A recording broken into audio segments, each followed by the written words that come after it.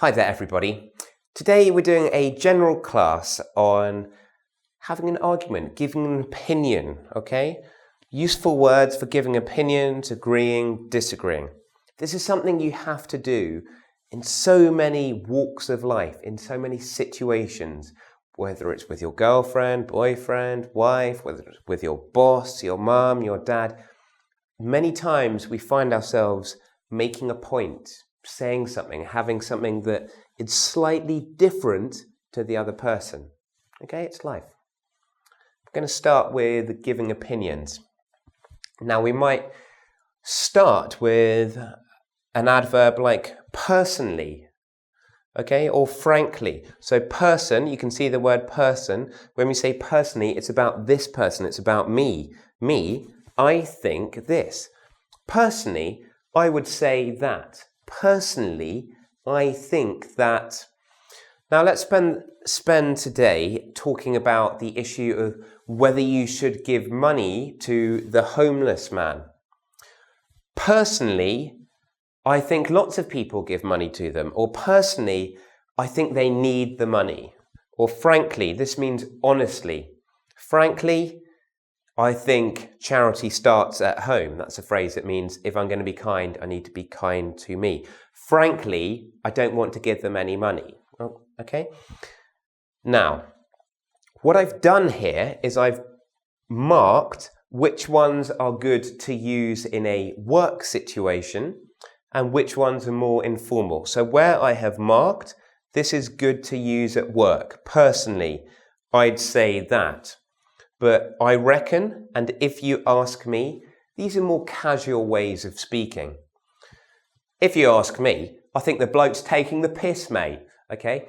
If you ask me, I think the bloke's taking the piss. He's having a laugh. Okay? I reckon he really needs some coins. Okay? So this is the one you can use at work. I'd say that you have to think about it and balance the options up. I don't know. What do you think? Have a go now. Personally, I think that. Go on, give me a sentence. Great, good work.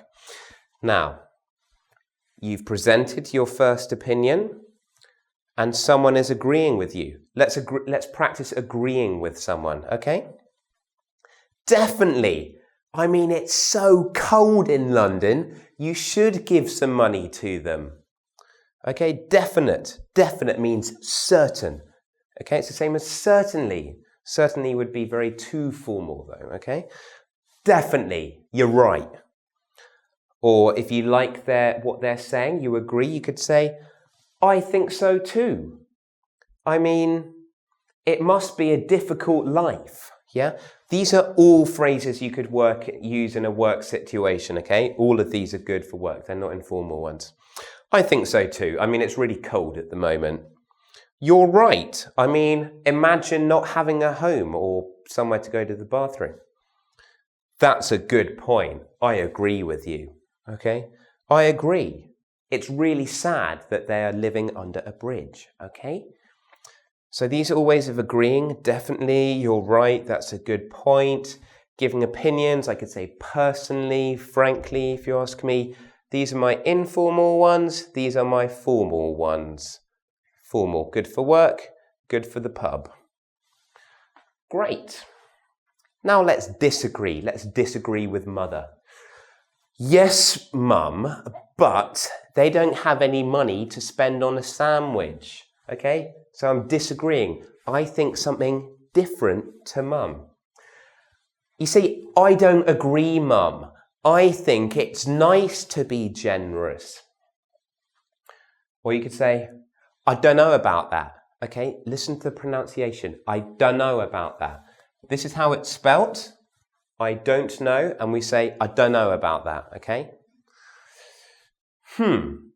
I'm not sure about that. I'm not certain. It's polite.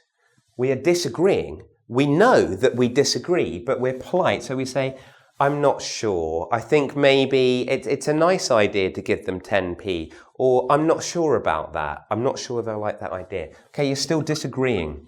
It's an English way of talking. We're very polite, yeah? Sometimes anyway, not the drivers. I don't go along with you, okay? If I go along with my friend to the beach, I go along with them. But if I don't go along, no, I think something different. So no, I don't go along with you on that. I think blah, blah, blah, blah, blah. That's a good point, a good argument, but blah, blah, blah, blah, blah, blah, blah, blah, blah, blah, blah, blah, blah.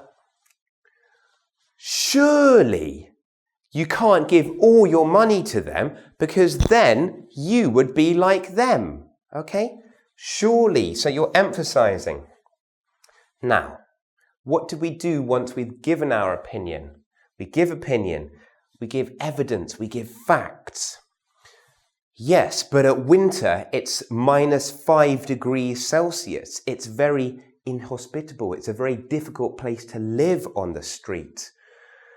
And we could exaggerate the rule of 3. So if I disagree with giving money to a homeless person, I could say that they have somewhere to live, they're funding a drink problem, and I don't have any money to give them anyway.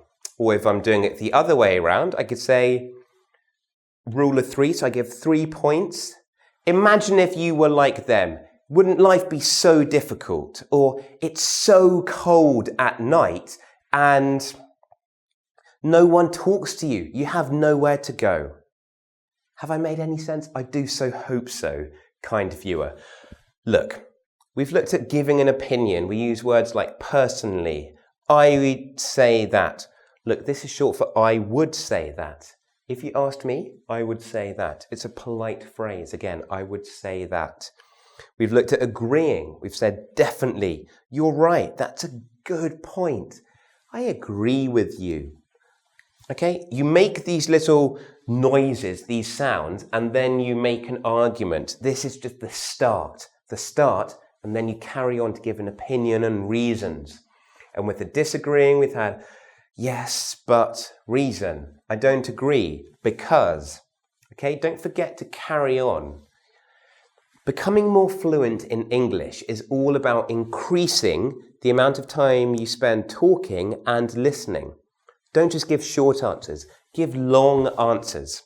So, right now, we're thinking about giving money to the homeless people. Give me a sentence with definitely, with agreeing with giving money. Definitely, and then disagree. Okay, you can do that in your own time.